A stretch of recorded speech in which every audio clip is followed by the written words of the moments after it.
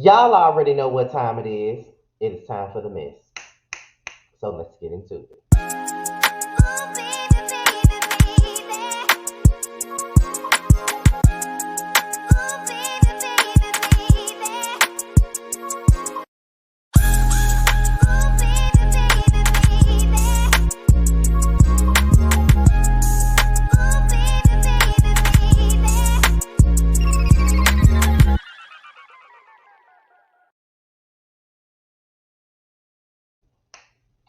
What's going on, y'all? This be your boy Scattered by Nature TV, and we are here for another episode of Yes for the Mess. Okay, honey, and we are here to discuss Real Housewives of Potomac yet again, and we're also here to discuss Candice Dillard Bassett yet again. Okay, now in the last video, Mia Thorne exposed and slammed Candice Dillard for her old homophobic tweets that were resurfaced about maybe a year or two or so ago. So we're here to now discuss a little bit more in this situation. Okay, now she's talking now. Candice Dillard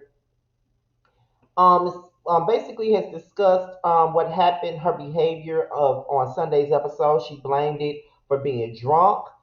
She even said that she don't have no real friends on the Housewives of Potomac, which is very, very, very, very interesting. And she also applauded her husband for his behavior that night of the episode. So we're gonna get into it now. This article here, it comes from Reality Blurb. Okay, I don't really get many articles from that site, but I got it today. Okay, so we're gonna go into Reality Blurb, honey, and we're gonna get into this tea. So we're gonna go ahead and talk about Candice Dillard once again, honey. Okay, so the article reads: Candice Dillard believes her heated moments on the Housewives of Potomac erupted in response to the behavior of her castmates. As she feuded with both Mia Thornton and Ashley Darby on Sunday's episode of the show, Candice took to her Twitter page where she admitted to being drunk and suspected that she had no real friends on the cast and applauded her husband, Chris Bassett, with a couple of tweets. I think you're like every single person in the world who feels attacked. Your adrenaline takes over the ability to understand why people act like they do. How could you know the old saying your mama will set her off? Because nobody told you behind the scenes, a fan wrote to Candace on October the 10th. She responded with, Jessica, you're a rare breed of thoughtful, intelligent, and unbiased. You can stay. Hmm. At the beginning of the Real Housewives of Potomac episode, fans saw a continuation of Candace's feud with Mia, whose mom continues to be a hot topic for Candace, who called the woman low budget amid her addiction struggles. Then, as the show continued, fans watched as Candace butted heads with Ashley, whose husband, Michael Darby, Candace deemed as an overseer. Speaking of the drama, another fan asked, do you think you would have kept her cool more if you weren't under the influence? For sure, Candace confirmed. Candace also spoke of being intoxicated after another person told her she overreacted. Meh, I was drunk, she replied. After shading her castmates after last week's RHOP episode for failing to support her amid her ongoing feud with Mia, Candice further claims that she and her co-stars aren't close by responding to a fan who told her, you have no real friends on this show. In response to the post, Candice seemingly agreed with the Twitter user's sentiments by sharing an eyes emoji.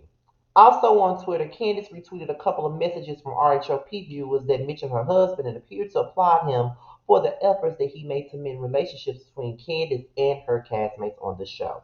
Chris Bassett is one of the best house husbands on Bravo, her first retweet stated.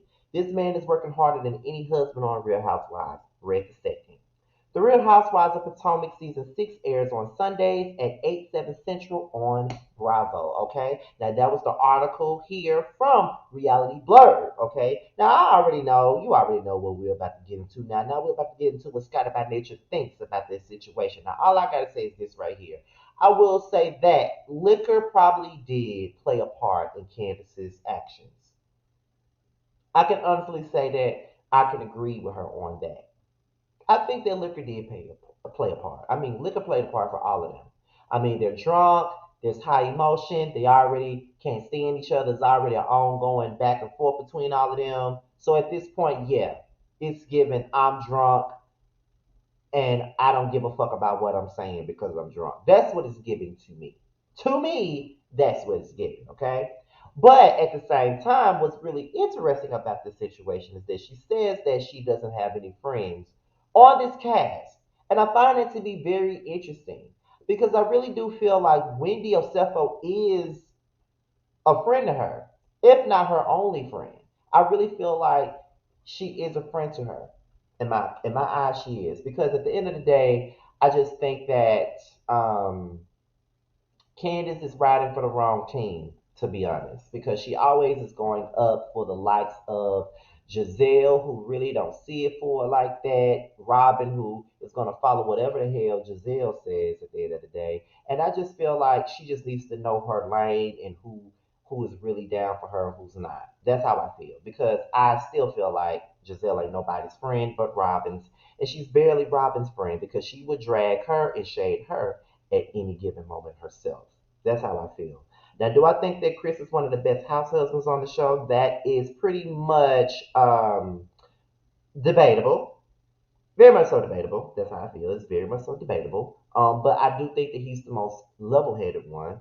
I don't think that he really goes out looking for trouble. I think that he genuinely wants the slate to be clean with Candice and the other women. But when it comes down to Michael Darby or someone like that, it's hard to know that because Michael Darby wants to be out of the mess.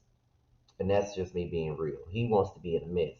And he's going to find his way to be in a mess, and he's going to disrespect the women on the show, which is something that Chris is not going for. So I think that he is genuine when wanting to mend defenses with Candice and the other women. I do believe that. But at the same time, I just feel like he may just need to let bygones be bygones and leave it alone.